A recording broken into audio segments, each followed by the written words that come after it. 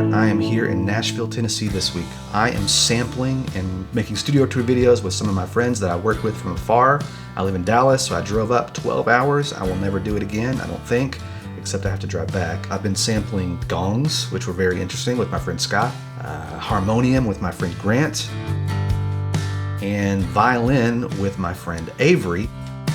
I'm hoping to turn those into Kontakt instruments, decent sampler instruments in the future. And I also did some studio tour shots because everybody has such cool studio setups.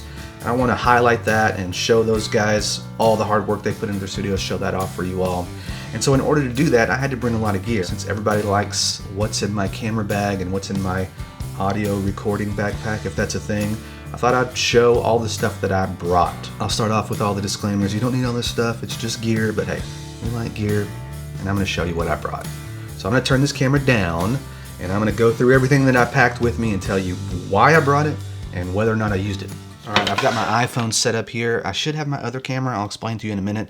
So I think I look okay in that camera. We'll find out later. This is my backpack, and it was expensive, a couple $100 maybe, but it's the Peak design. I forget it, like maybe the 15 liter or the 20 liter, but it's got these compartments that allow you to make adjustments. It's just a cool backpack. This actually works and stays closed.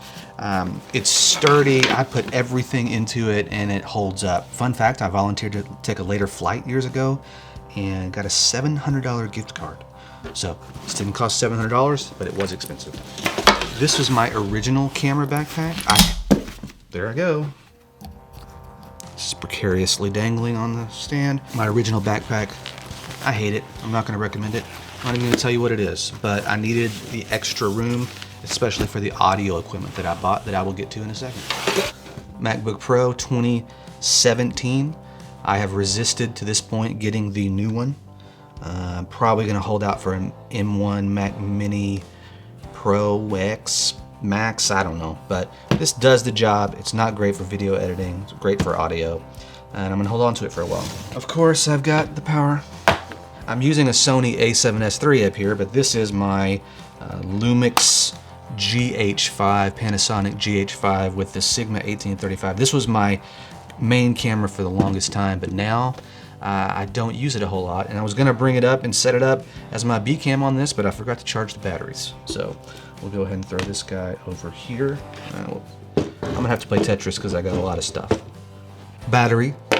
I also have my Sony charger. It goes for the a7S III with 3 extra batteries and a battery inside right now.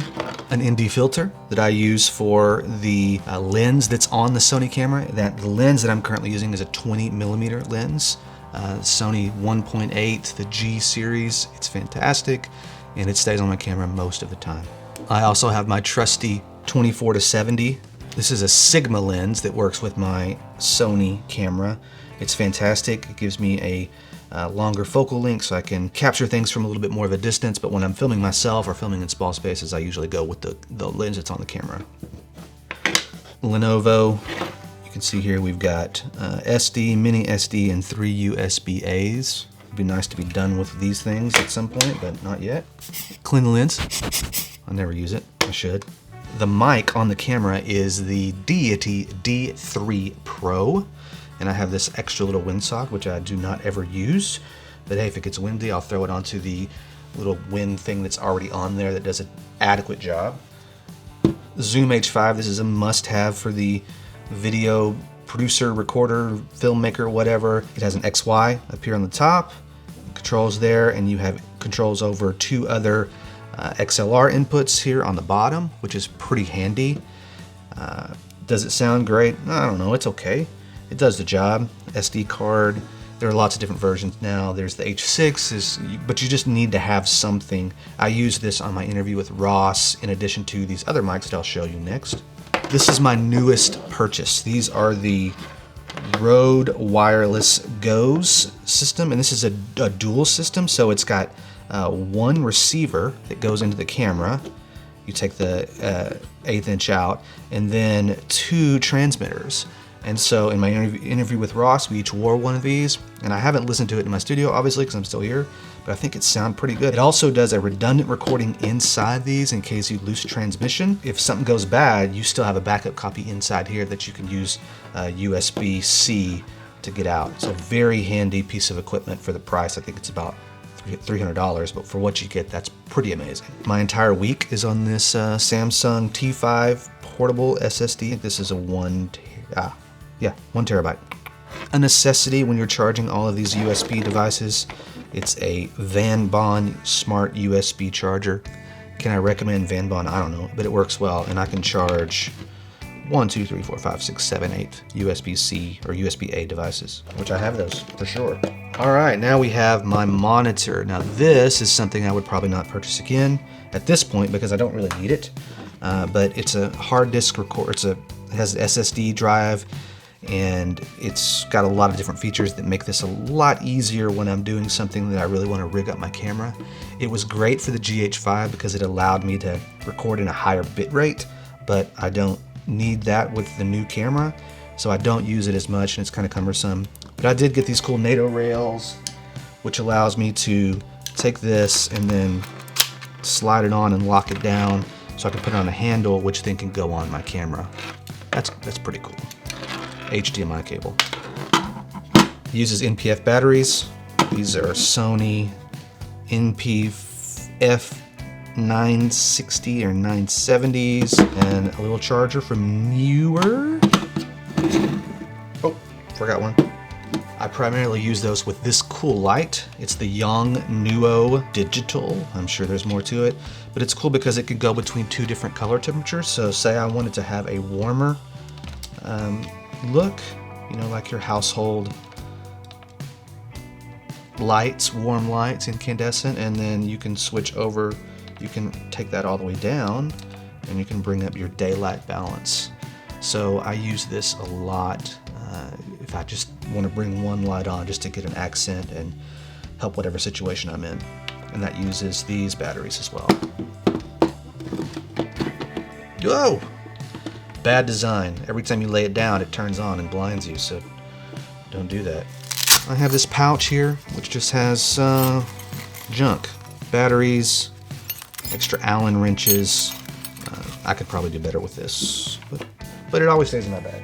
Handy small rig tool, multi-tool. It's got all the necessaries that you might need with camera equipment.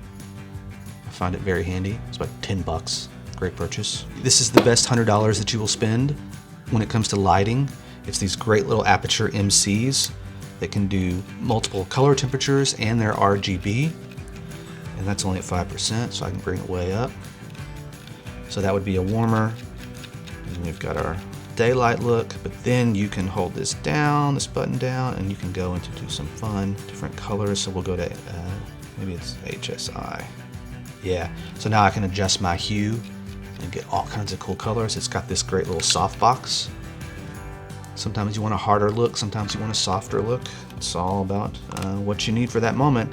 But I'll often throw these in the background just to give me a little punch of color. I have 2 of them.